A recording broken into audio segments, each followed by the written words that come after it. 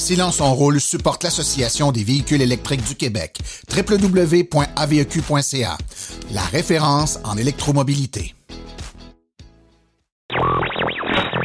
L'épisode de cette semaine est une présentation du garage Arleco. Arleco, servir au-delà de la réparation. Le gouvernement du Québec lance son plan pour une économie verte. Les véhicules électriques seront en avant-plan. ABB s'associe à la compagnie électrique Lyon. La vente de véhicules électriques va bien au Royaume-Uni. Volvo Trucks America commencera à vendre des camions de classe 8 au Canada. Le circuit électrique lance la version Apple CarPlay de son application mobile. Il n'y a pas juste des voitures avec Philippe Corbeil, nous parlons de la série télé Long Way Up. À Rouler Vert, Stéphane Levert nous fait sa liste de souhaits au Père Noël. En grande entrevue, nous avons Samuel Vachon de l'École de conduite supérieure qui nous parle de son école de conduite 100% constituée de voitures électriques. Tout ça et bien plus encore dans la 91e de Silence on roule.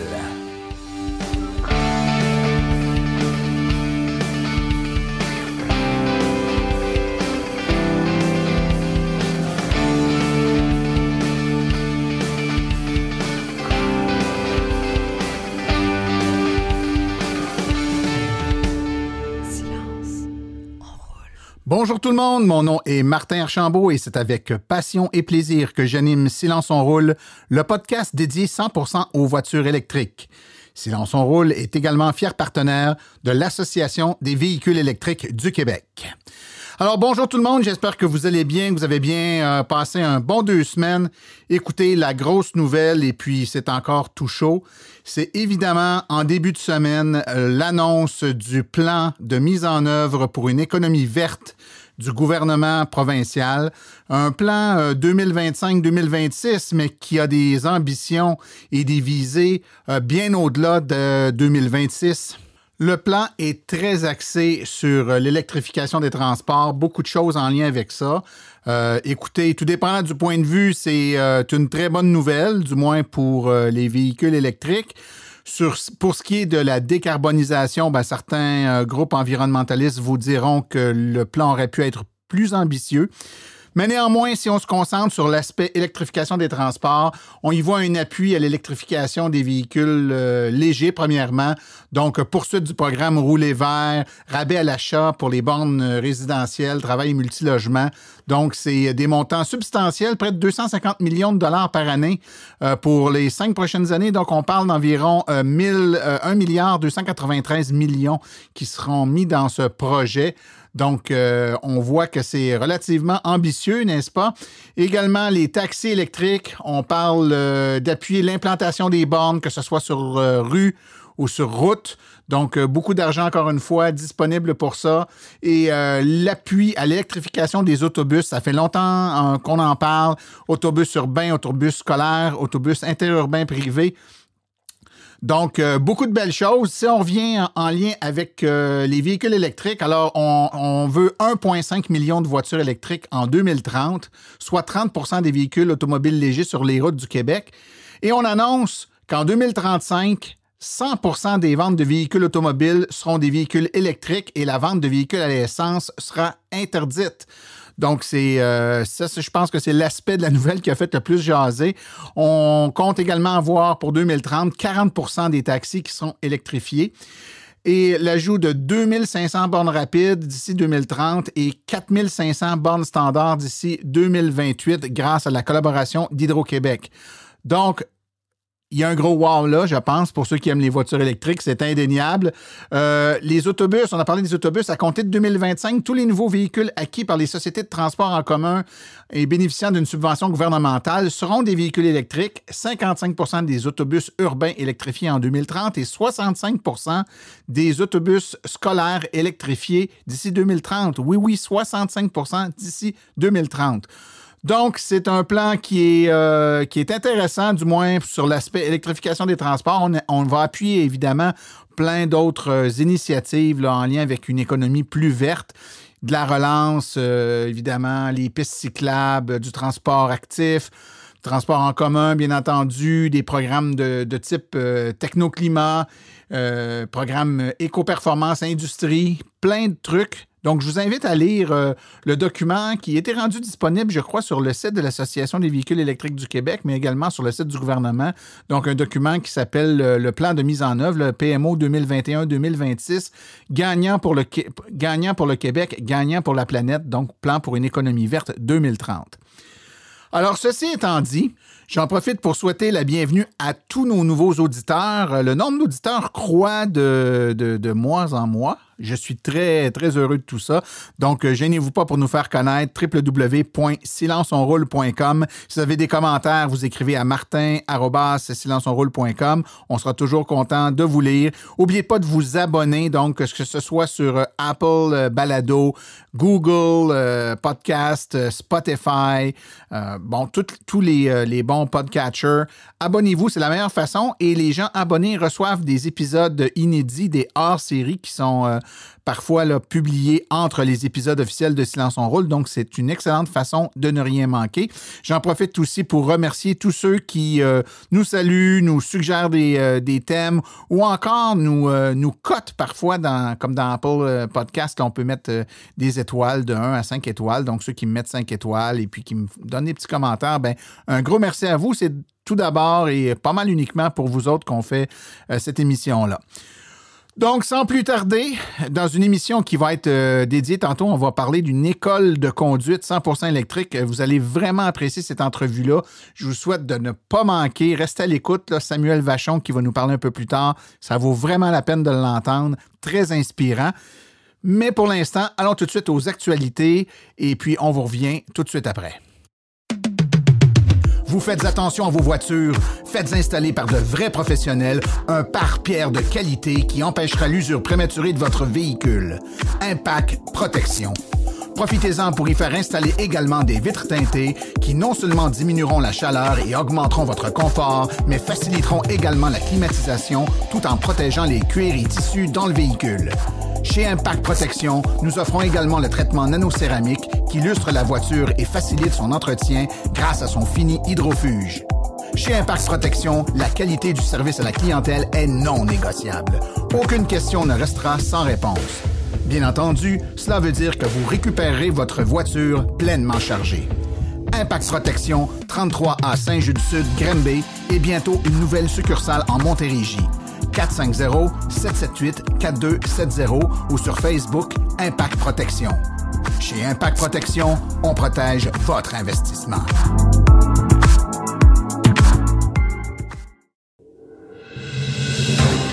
Les actualités de cette semaine sont une présentation de macapuche.com, les experts en protection de ports de recharge. 514-512-4652.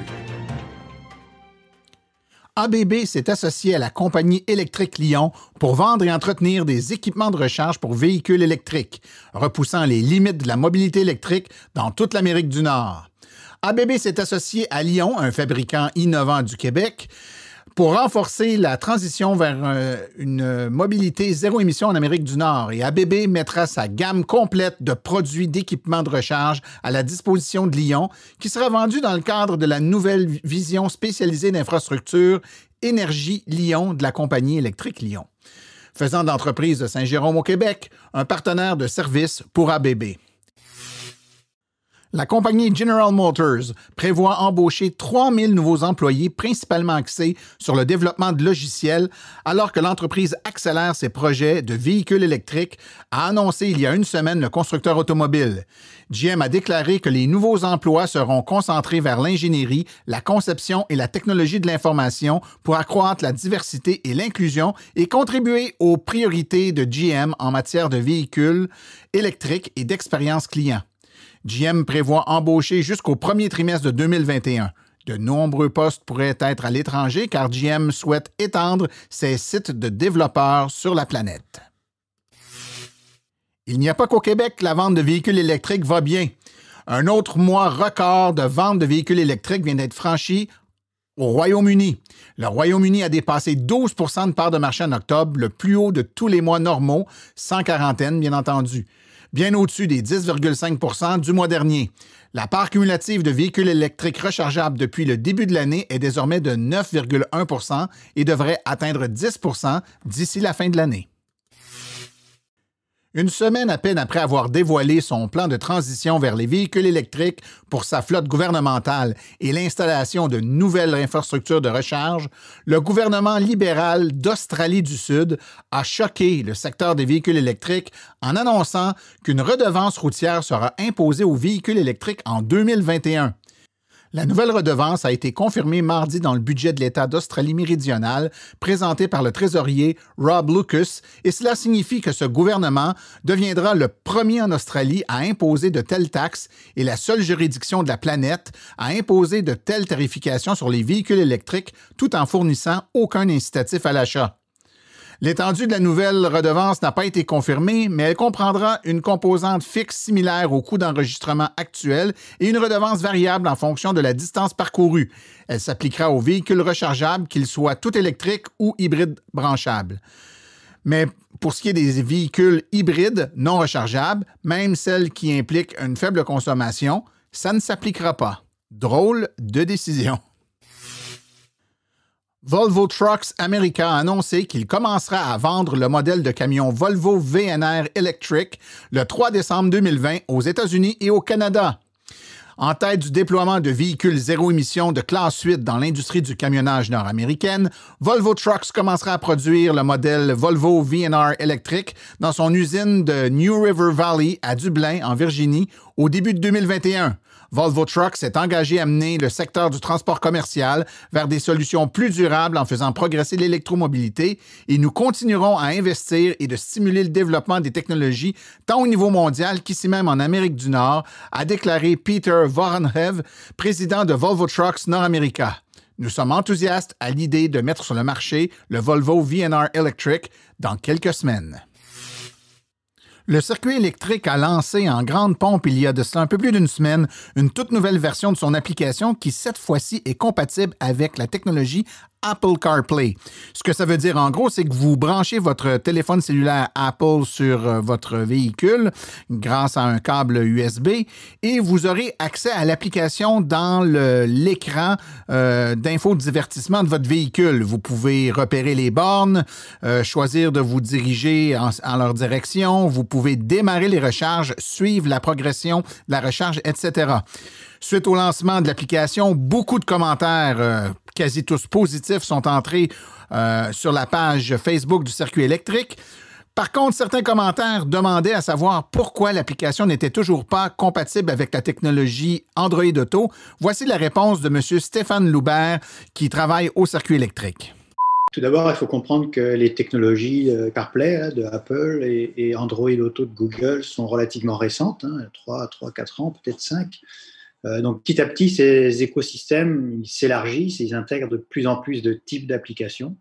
Et c'est pour ça que tout récemment, Apple et Google ont ajouté la catégorie EV Charging, recharge de véhicules électriques, dans la liste des applications supportées. Donc, pour Apple, on l'a vu, c'est avec iOS 14 que vient cette nouvelle catégorie d'applications qui vient juste de sortir il y a moins de 2 mois. Et on s'est empressé là de porter notre application sur Apple CarPlay. Concernant Android Auto, là encore, la catégorie d'application EV Charging, elle n'existe pas encore, ou plutôt ils sont en phase de test avec 2 applications, je pense, sur le marché. Donc on surveille ça de très près, on est déjà en contact avec Google, donc on n'a plus qu'à intégrer de façon assez simple Android Auto dès qu'elle sera disponible et on compte faire ça durant l'année 2021. J'ai ensuite demandé à M. Loubert pourquoi dans cette version, certaines fonctionnalités n'étaient pas accessibles par Apple CarPlay, entre autres le fameux et très populaire et très apprécié planificateur de trajet intelligent. Voici sa réponse. Il faut garder en tête que les applications Android Auto, Apple CarPlay, portent certaines fonctionnalités des applications disponibles sur le téléphone, mais évidemment dans un souci de ne pas trop distraire l'électromobiliste. Là. On est dans la catégorie EV Charging, on n'est pas dans la catégorie navigation. Et le planificateur de trajet s'inscrit plus dans cette catégorie de navigation et on ne peut pas souscrire dans 2 catégories différentes. On peut toujours lancer le guidage vocal, même ce qu'on appelle le turn by turn, dans le tableau de bord avec Google Maps sur CarPlay. ou Android Auto, mais également avec juste la voix en ayant le téléphone à portée de main. Mais c'est ça la raison principale, c'est que notre application, malheureusement, ce que nous offre Apple ne permet pas de porter les fonctionnalités du planificateur de trajet sur le tableau de bord à cause des limitations, si vous voulez, imposées par Apple. General Motors a annoncé vendredi dernier qu'une enquête était en cours sur des risques d'incendie qui entraînerait un large rappel concernant la plupart des Chevrolet Bolt EV 2017-2019. Le rappel touche 68 667 véhicules. GM ne connaît pas la cause de ces incendies et ne peut confirmer pour l'instant le pourcentage des véhicules touchés. Pour l'instant, le remède prescrit est en fait un pansement. Il s'agit d'une patch développée en toute vitesse logicielle qui permettra de limiter la capacité de recharge de la Bolt à 90%, ce qui signifie que pour les modèles 2017-2019, qui ont une autonomie d'environ 385 km, l'autonomie sera diminuée d'environ une trentaine de kilomètres. GM ne rappelle que les véhicules qui ont des batteries fabriquées par LG Chem en Corée du Sud, les Bolt qui ont été équipés de batteries LG Chem fabriquées dans son usine de Hollande ou au Michigan ne seront pas rappelés et les Chevrolet Bolt 2020 qui n'ont pas la même batterie ne seront pas rappelés non plus.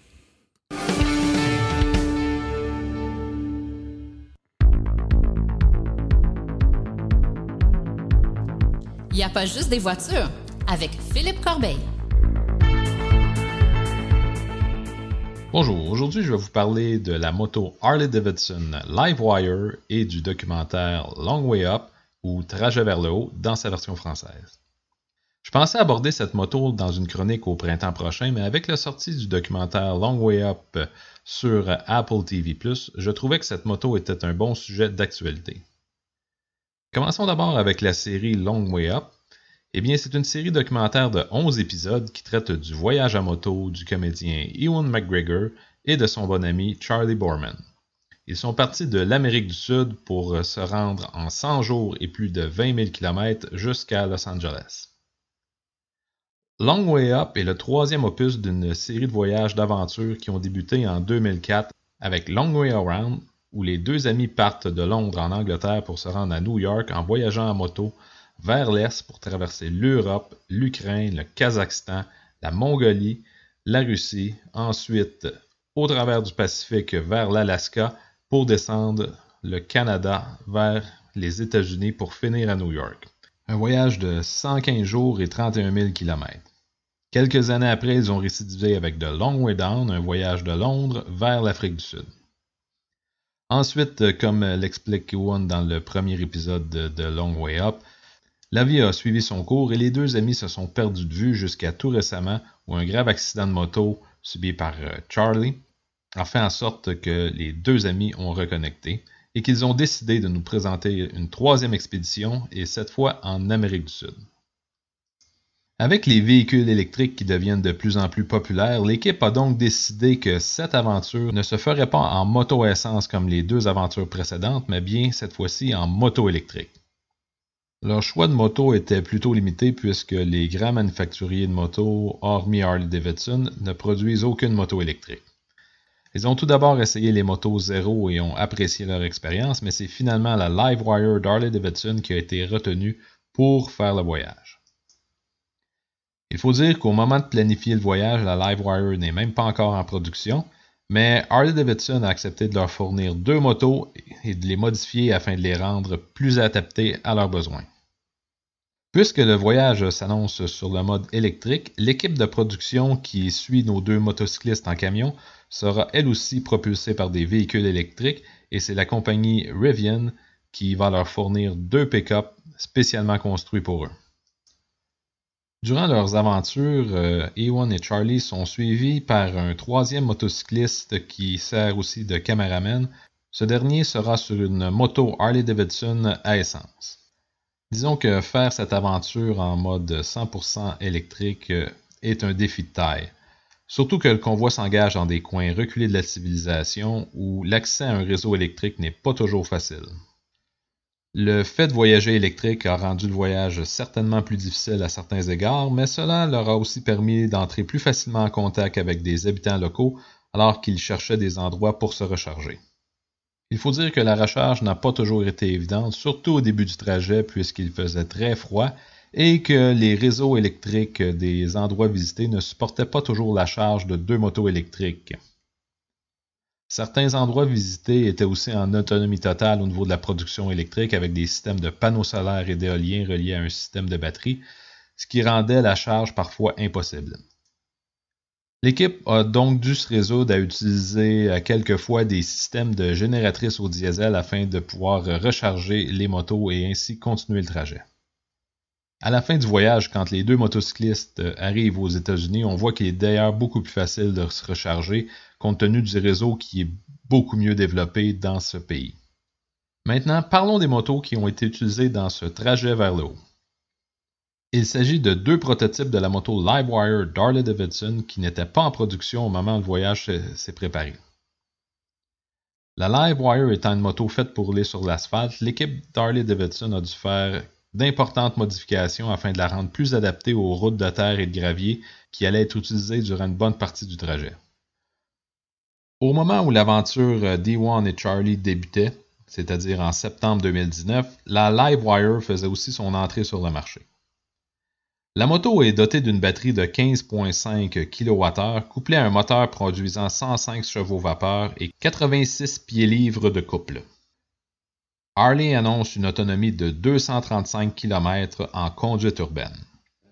La Livewire est la seule moto actuellement en production qui peut se recharger sur des chargeurs rapides de niveau 3 via un port CCS combo. Ceci permet de recharger la moto à 80% en seulement 40 minutes et à 100% en 1 heure. Je trouve que la recharge rapide de niveau 3 est un gros avantage de cette moto.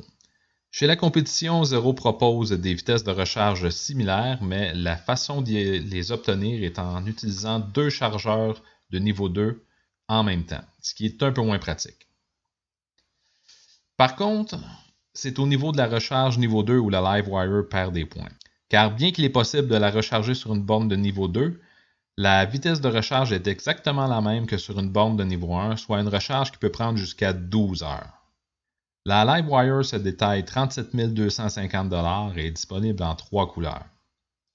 Au final, la Livewire nous donne un bon spectacle dans la série Long Way Up et il s'agit d'une moto électrique intéressante avec l'option de recharge rapide de niveau 3. À 37 250 $, elle n'est pas donnée, mais elle est tout de même éligible à un rabais de 2000 $ au Québec avec le programme Rouler vert. C'était Philippe Corbeil et je vous dis à la prochaine dans ma chronique « Il n'y a pas juste des voitures ».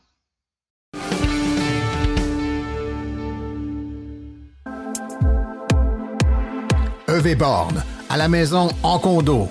EV Born, vos subventions. EV Born, branché au travail.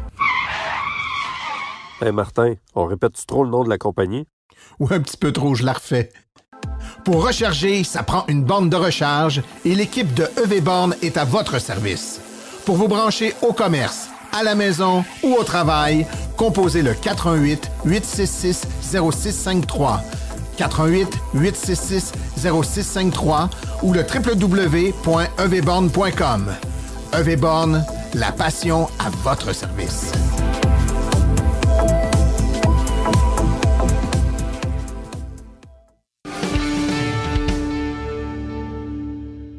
Le transport électrique intéresse évidemment le commun des mortels, mais de plus en plus les entreprises qui prennent le virage vert. On a eu au fil du temps des rencontres et des entrevues avec des entreprises qui avaient migré leur flotte de véhicules à essence vers des véhicules électriques. Aujourd'hui, on a la chance de parler avec Samuel Vachon de l'École de conduite supérieure, école qui a fait le choix de se tourner vers les voitures électriques. Bonjour Samuel. Bon matin.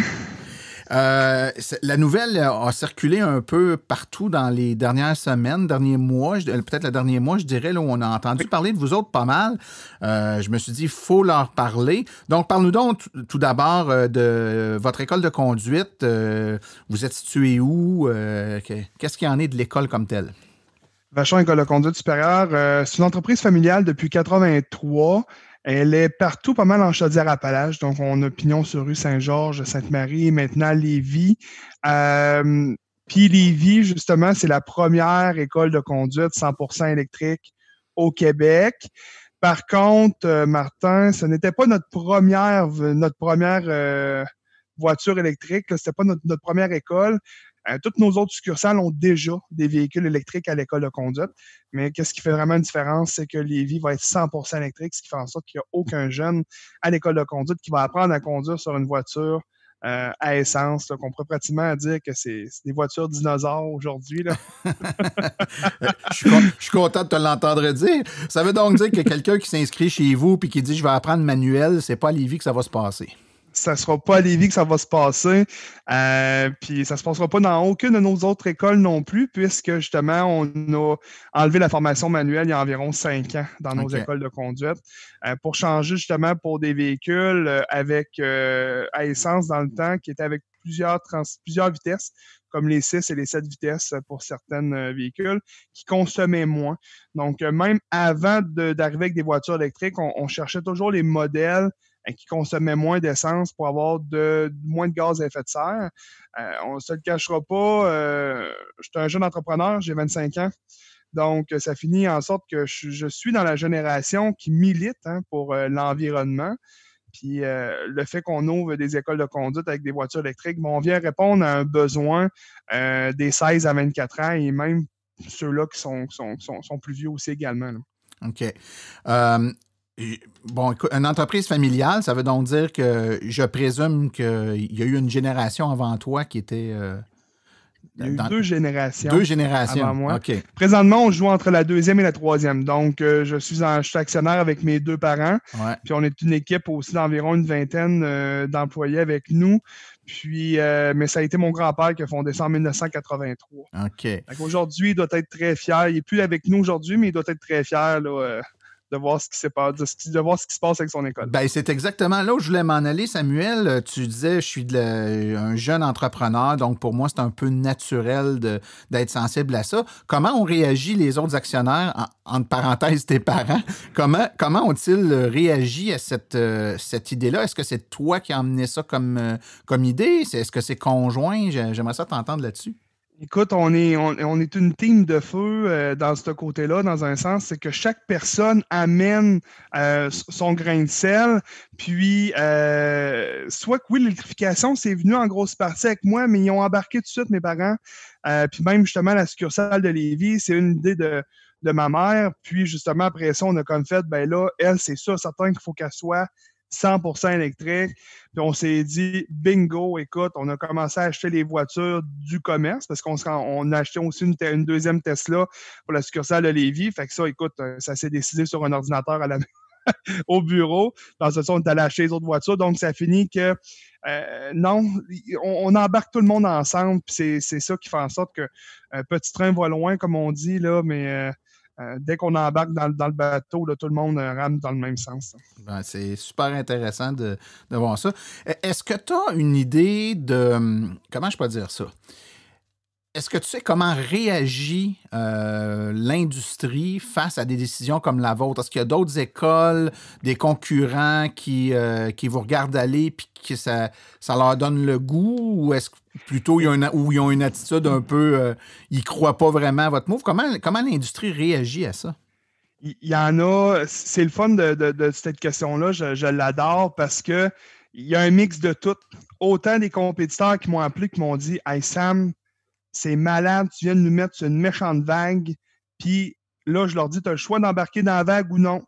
Là, j'ai appris qu'il allait y avoir un projet pilote pour l'électrification des transports dans les écoles de conduite. Oui, tout à fait. Puis justement, ça va faire en sorte que du monde qui sont moins certains de l'électrification des transports, qui ne sont pas mordus comme notre compagnie, ça va leur donner, en bon français, les guts d'avancer dans ce système-là, puis d'avoir de l'accompagnement, parce que, Martin, on ne se le cachera pas, qu'est-ce qui est dur là-dedans, c'est qu'on est souvent dans le néant. Hein. Souvent, on essaie de se fier à ce qui est écrit dans des forums, puis c'est pas tout le temps. Il y a plusieurs personnes qui disent jamais la même affaire, mais les compétiteurs, écoute, autant qu'il y en avait qui étaient comme hey boy, hey, tu nous as mis sur un méchant piédestal.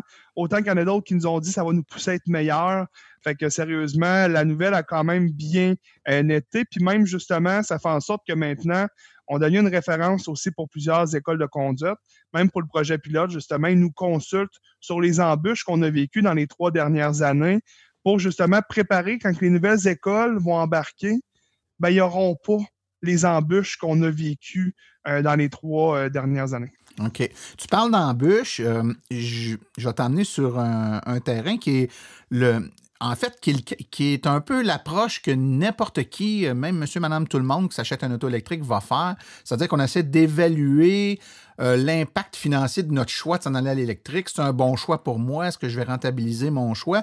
Vous êtes une entreprise, vous n'avez pas le choix de faire ces évaluations-là. Est-ce que vous avez évalué vos coûts d'opération du modèle à essence, les coûts d'opération du modèle électrique, donc voiture qui coûte plus cher à l'acquisition, moins cher à l'utilisation? Est-ce que vous êtes fait un business case pour voir si c'était pour être rentable au-delà des considérations écologiques du geste, là, les considérations économiques? Est-ce que le business case tient la route? Il tient vraiment la route. Puis justement, une entreprise, oui, il faut avoir une conscience environnementale, mais aussi à un moment donné, il y a le comptable qui parle, hein, parce que sinon, on ne pourra pas garder la conscience environnementale longtemps. On a calculé vraiment avec les chiffres, parce que, tu sais, une voiture électrique, il y a outre, oui, l'essence, mais il y a tous les changements d'huile, les entretiens routiniers d'une voiture à essence qui vient en sorte qu'on l'a pu. Puis on a même été jusqu'à calculer à chaque moment que la voiture est dans un garage pour un entretien régulier, combien qu'elle nous coûte à pas rouler.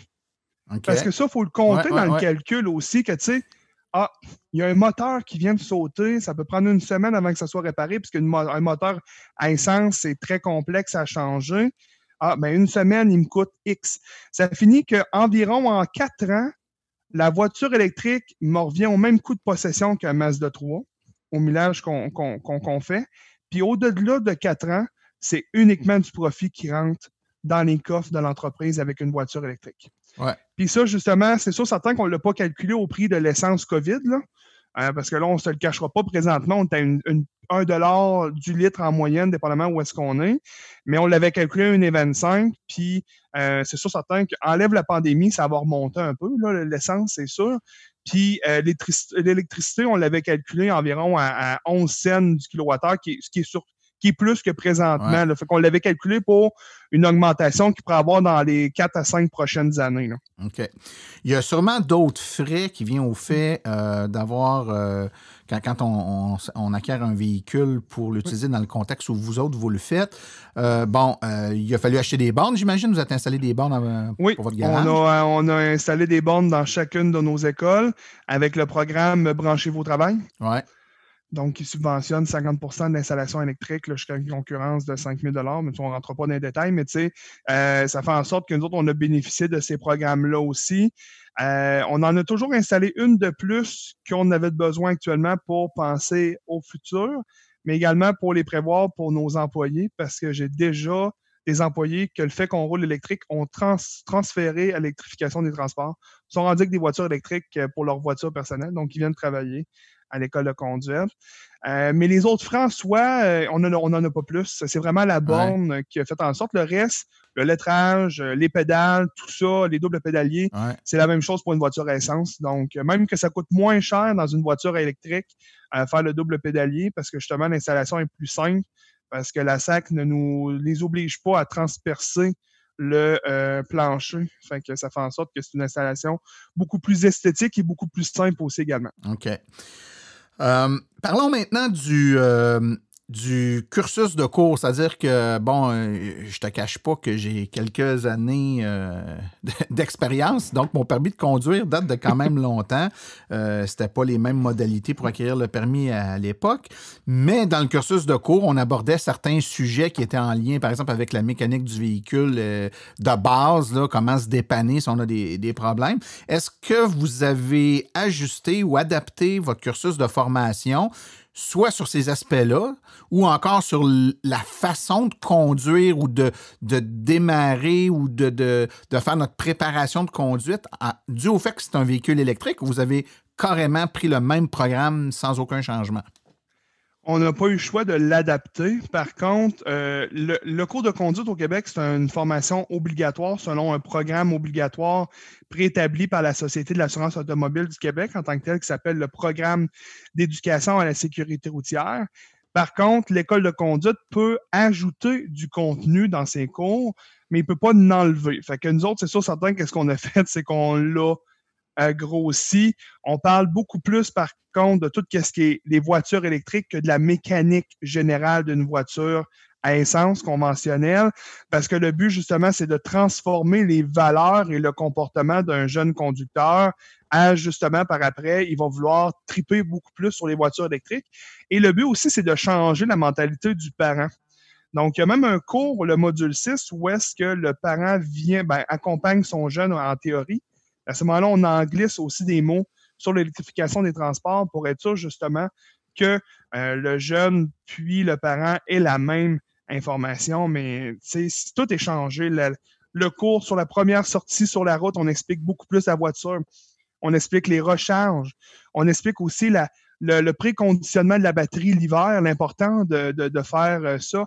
L'important aussi, dès qu'on s'arrête à la maison ou autre, on branche la batterie, c'est mieux justement pour la voiture. Donc, c'est toutes des choses comme ça qu'on vient adapter. La régénération, lorsque le freinage régénératif, l'entretien, minime soit-il, mais aujourd'hui, des automobilistes à essence, combien faut entretenir leur frein? Je connais pas grand monde qu'à chaque année, ils disent « on va faire graisser mes étriers », tout ça. Fait qu'il faut dire aux jeunes que ça, là, dans l'entretien d'une voiture électrique, c'est vraiment ça qu'il ne faut pas que tu oublies à faire, c'est de faire entretenir tes freins. Ouais, mais mon père, il me dit on ne fait pas ça. Je dis non, peut-être sur une voiture au gaz, même s'il faudrait que tu le fasses, mais sur une voiture électrique, c'est la base de ça, puis la permutation des pneus. Et dans les aspects, je dirais, tu sais, là, évidemment, vous passez ces concepts-là en théorie. En pratique, les aspects comme la régénération dont tu parlais tantôt, est-ce que vous l'expérimentez avec le candidat qui suit sa formation? Donc, vous lui montrez que, regarde, quand tu enlèves ton pied, regarde ici, le tableau de bord va t'indiquer l'énergie que tu régénères pour que les gens comprennent un peu ce concept-là. Est-ce que vous le montrez pratiquement? On l'expérimente, tout dépendamment, bien évidemment, du niveau de l'étudiant. Il va en étapes. Son premier cours, c'est sûr, certain qu'on va mettre la régénération au minimum parce que ça se peut même peut-être qu'on va peut-être avoir mal au cœur là, quand il va trop jouer sur sa pédale d'accélérateur. Là. Ouais. Mais sinon, on l'augmente, puis jusqu'à la fin, ils vont être rendus complètement avec une conduite à une seule pédale. On leur montre aussi la différence quand la batterie est pleine. Parce que quand la batterie est pleine, la régénération est beaucoup moins efficace. Ouais. Quand la batterie est froide aussi également, si je prends Tesla, justement, quand la batterie est froide, la régénération est vraiment pas super.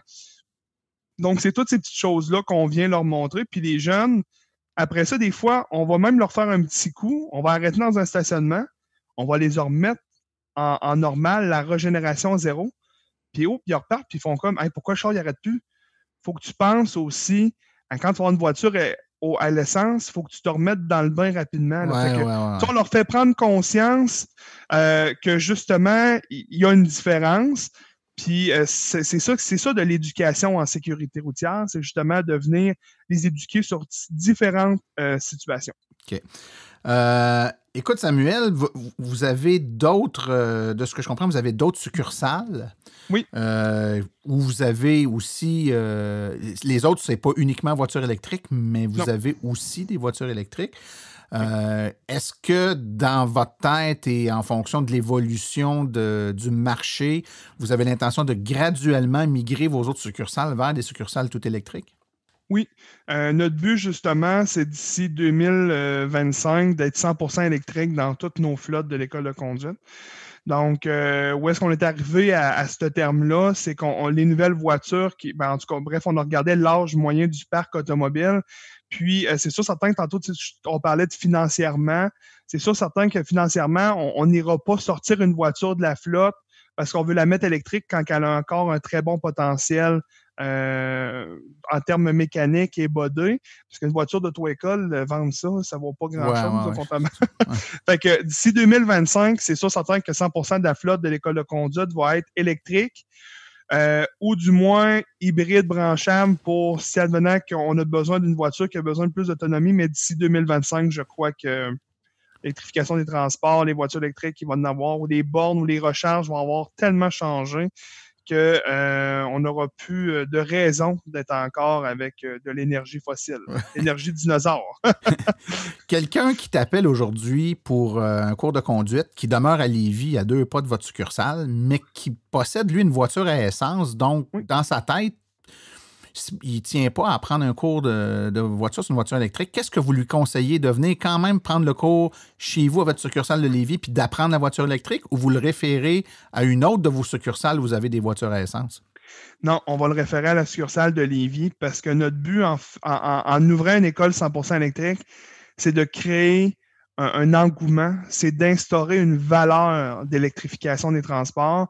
Donc, il faut y goûter. Hein? Puis Martin, en tout cas, on ne se le cachera pas, je connais pas grand monde, moi, qui ont essayé une voiture électrique puis ont fait arc. En tout cas, personnellement encore, j'en connais pas. Et fait que ça finit que c'est l'essayer, c'est l'adopter. Puis nous autres, c'est pour ça que justement, puis même dans toutes mes autres écoles actuellement, j'ai entre une, deux ou trois voitures dans chaque succursale et qui sont électriques.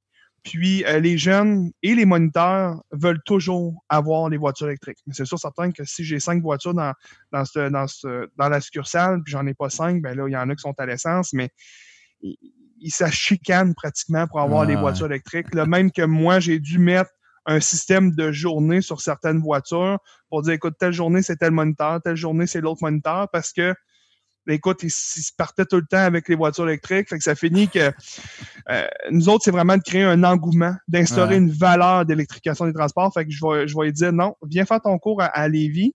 Puis c'est sûr et certain que ça se peut que la première voiture du jeune ne soit pas électrique en raison d'un coût, hein, l'achat.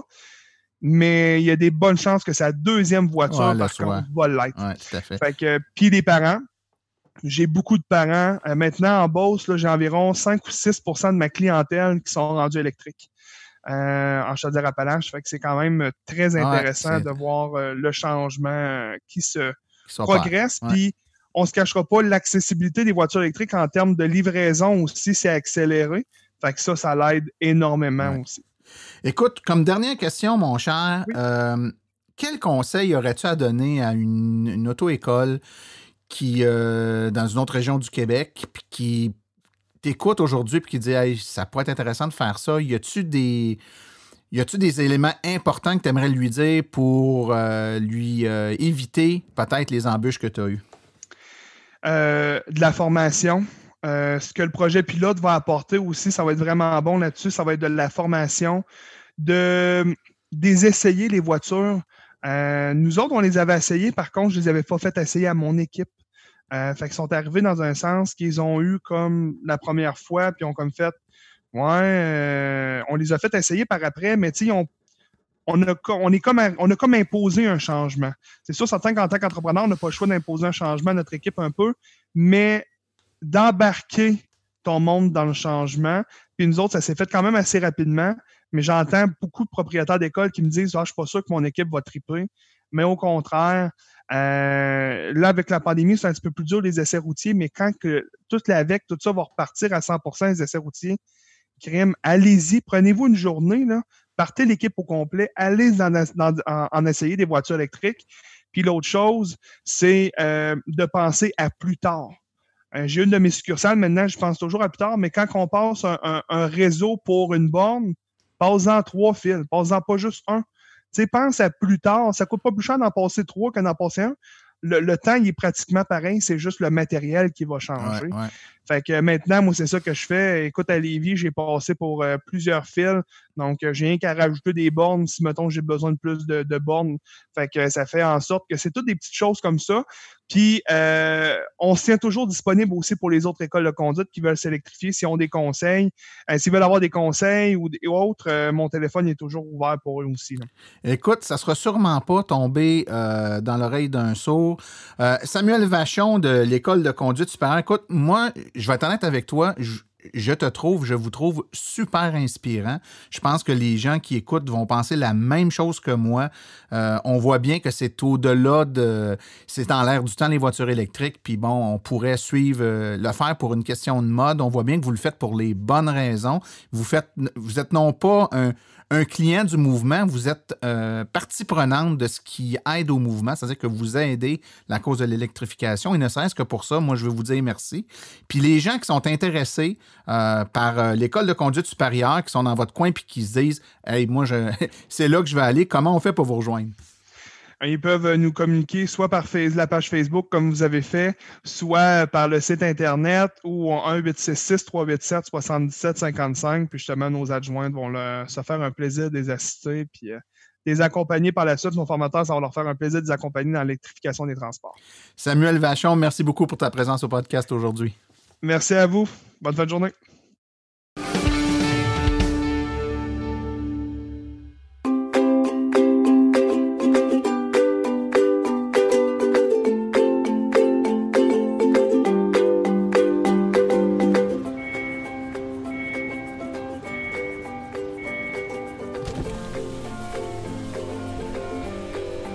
C'est vrai que ça brise moins, mais il y a quand même un minimum d'entretien à faire sur nos voitures électriques. Quand est venu le temps de faire l'entretien de mon véhicule, j'ai choisi de faire confiance à l'équipe d'Arleco plutôt que le concessionnaire. Ça fait maintenant 3 générations que cette entreprise familiale chouchoute nos voitures et ils ont été parmi les premiers à s'engager activement dans l'électrification des transports tout en adoptant des procédures et des produits sains pour l'environnement. Avec ses techniciens spécialement formés à l'entretien et réparation des voitures hybrides et électriques, Arleco nous offre aujourd'hui la même qualité de service sur nos VE qu'elle a toujours livré depuis bientôt 40 ans. De plus, chez Arleco, j'obtiens 10 % de rabais sur la main-d'œuvre et les traitements anti-rouille avec ma carte membre hors de l'AVEC. Arleco Génération 3, 8470 boulevard Parkway à Anjou. 514-352-1446 ou arleco.ca. Arleco, servir au-delà de la réparation.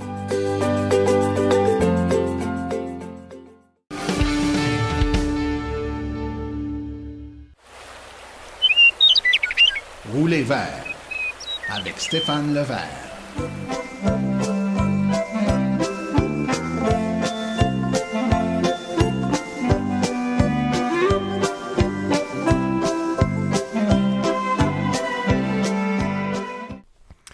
Bon, je sais, vous allez me dire qu'il est peut-être un peu trop tôt pour les musiques de Noël, mais vous voyez, il y a des maisons dans mon quartier qui commencent à avoir des décorations et mes enfants ont réussi à me convaincre de monter le sapin. Donc moi, je suis en mode Noël actuellement. Donc Noël va arriver assez vite, merci. Puis vu que c'est la dernière chronique de cette année en ce qui me concerne, puis que 2020 a été une année assez rough, j'estime que le Père Noël peut être assez généreux avec nous cette année. Donc, si vous écoutez ma chronique dans l'auto avec vos enfants, c'est parfait, le Père Noël existe.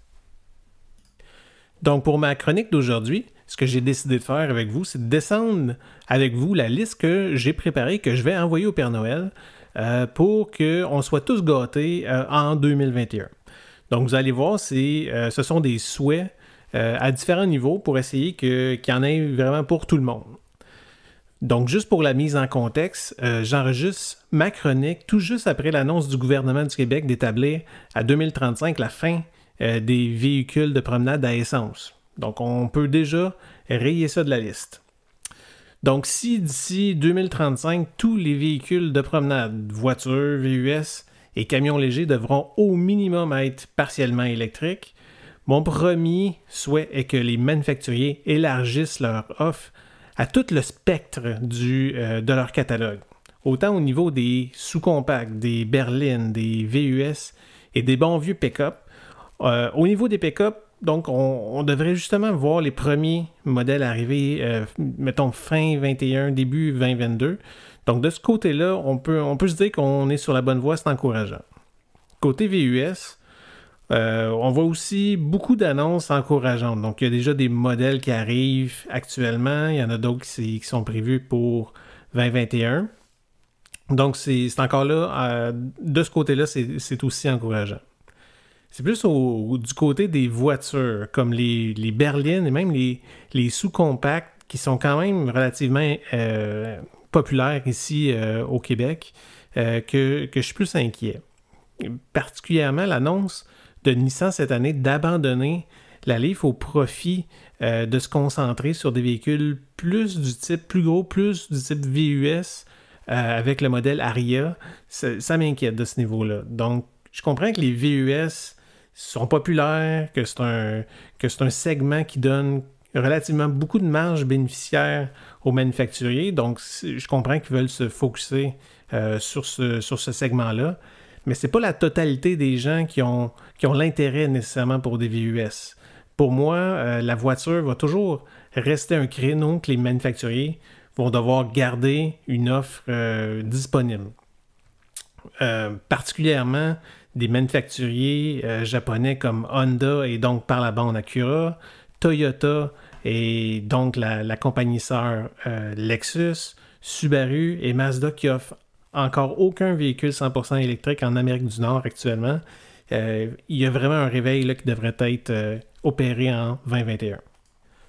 Ensuite de ça, mon deuxième souhait, c'est plus au niveau de l'évolution des batteries. Puis ici, je ne parle pas nécessairement de technologie qui va permettre éventuellement d'offrir des densités permettant des autonomies avec une seule charge tellement plus élevée. On en a entendu dernièrement, autant du côté, par exemple, de Tesla qui ont annoncé leur nouvel format ou une nouvelle cellule de batterie qui a été annoncée pendant leur Battery Day, ou GM avec sa prochaine technologie Ultium qui semble aussi très prometteuse. Mais on dirait que là, la course, c'est plus de savoir qui va offrir la première voiture qui, par exemple, offrira 1000 km d'autonomie. Mais qui a vraiment besoin de ça? J'estime, mettons, moins de 1% des gens qui ont besoin de 1000 km d'autonomie sur une seule charge à chaque jour. Là. Moi, vraiment, ce que je voudrais plus voir, évidemment, là, il y a la réduction des coûts de production qui va rentrer là-dedans, qui est évidente, mais aussi au niveau de la vitesse de recharge, et plus particulièrement de vitesse de recharge, peu importe la température. Surtout ici au Québec, l'hiver, on le sait avec le froid, on le sait, l'autonomie de nos voitures en prend un coup. Mais en plus, ce qui est pénalisant, c'est que les vitesses de recharge sont impactées négativement par le froid. Alors pour moi, ce qui serait vraiment un cadeau, c'est d'avoir une technologie qui puisse se maintenir à une température plus stable lorsqu'elle est utilisée, ou une chimie qui, par exemple, permettrait la recharge à très haute puissance, qu'on est en train de développer un réseau qui va nous permettre des plus grandes puissances, mais autant à plus 30 degrés Celsius qu'à moins 30 degrés. Donc là, l'impact sur l'autonomie, vu qu'on va pouvoir recharger aussi rapidement, ben là, au moins, ça va être plus agréable de faire des longs déplacements l'hiver.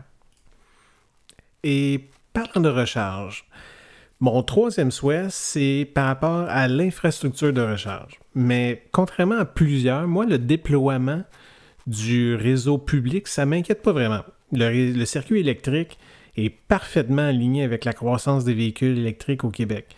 Pour moi, nul doute dans mon esprit que d'ici 2035, l'infrastructure de recharge publique va être au rendez-vous. C'est plutôt qu'actuellement, pour une bonne partie de la population, c'est difficile d'avoir accès à une borne à domicile. Pour ceux et celles qui sont propriétaires de leur maison, qui possèdent une entrée pour stationner la voiture, ça reste relativement simple. Les condos, ça comporte leur degré de difficulté, mais dans la majorité des cas, il y a déjà des solutions qui existent aujourd'hui. Le gros problème, pour moi, ça reste les appartements que les gens louent, qui sont en location, ou des domiciles sans accès à un stationnement. On peut penser, mettons, à Montréal, quelqu'un qui reste, qui peut être même propriétaire de son appartement, mais qui n'a aucun endroit pour stationner sa voiture en tout temps, réservé à sa voiture. Donc, pour ces personnes-là, c'est vraiment plus difficile actuellement de planifier ou d'entrevoir de posséder une voiture électrique d'ici 2035. Pour finir, je pourrais pas prendre le temps d'écrire au Père Noël sans lui demander, le supplier, qu'en 2021, on puisse de nouveau, comme avant, voyager puis faire des road trips avec des amis puis la famille dans nos voitures électriques. Donc, j'espère que mes chroniques en 2020 vous ont plu. Je suis actuellement à préparer une série de chroniques que j'espère pouvoir commencer à vous faire entendre dès le début de la prochaine année. Donc, j'ai bien hâte de vous faire entendre ça. Donc, sur ce, ici Stéphane Levert qui vous dit à l'année prochaine. Voici les événements à venir dans les prochaines semaines dans le monde de l'électromobilité. Compte tenu des restrictions en lien avec la COVID, eh bien, les activités sont restreintes souvent à des activités en ligne. Notons le kiosque virtuel de l'AVEC numéro 7. Ce sera mardi le 1er décembre de 20h à 21h. Un panel d'électromobilistes d'expérience pour répondre à vos questions en collaboration avec Roulon Électrique. Inscription sur le site de Roulon Électrique. Webinaire Une voiture électrique, est-ce que c'est possible en région? C'est jeudi le 3 décembre de midi à 13h avec Claude Gauthier, directeur régional de l'AVEC Saguenay-Lac-Saint-Jean, ainsi que Tommy Tremblay, directeur général du CREDD Saguenay-Lac-Saint-Jean. Toujours inscription sur le site de Roulon Électrique. Finalement, le 8e kiosque virtuel de l'AVEC, c'est mardi le 16 décembre de 20h à 21h. Encore une inscription sur le site de Roulon Électrique. Ceci conclut la présente balado-diffusion. Silence on roule remercie aujourd'hui tous ses collaborateurs, particulièrement Samuel Vachon, Stéphane Levert ainsi que Philippe Corbeil. Nous remercions également le Garage Arleco, commanditaire principal, ainsi que l'Association des véhicules électriques du Québec, partenaire de Silence on roule. La reproduction ou la diffusion de l'émission est permise, mais nous apprécierions en être avisés. Toute question concernant l'émission peut être envoyée à l'adresse martin@silenceonroule.com. Toutes les questions générales regardant l'électromobilité, veuillez plutôt écrire à info@aveq.ca. Pour vous renseigner et avoir accès à toute la documentation de l'AVEC, consultez son site web www.aveq.ca. Vous pouvez également consulter les forums de Silence on roule à forum.silenceonroule.com. Je vous rappelle que sur notre site web, afin de vous faciliter la tâche, vous avez accès aux archives de nos balados ainsi qu'à des hyperliens vers les sites web mentionnés aujourd'hui, le tout directement à archives.silenceonroule.com. Mon nom est Martin Archambault et d'ici le prochain balado, j'espère que vous attraperez la piqûre et direz vous aussi, silence, on roule.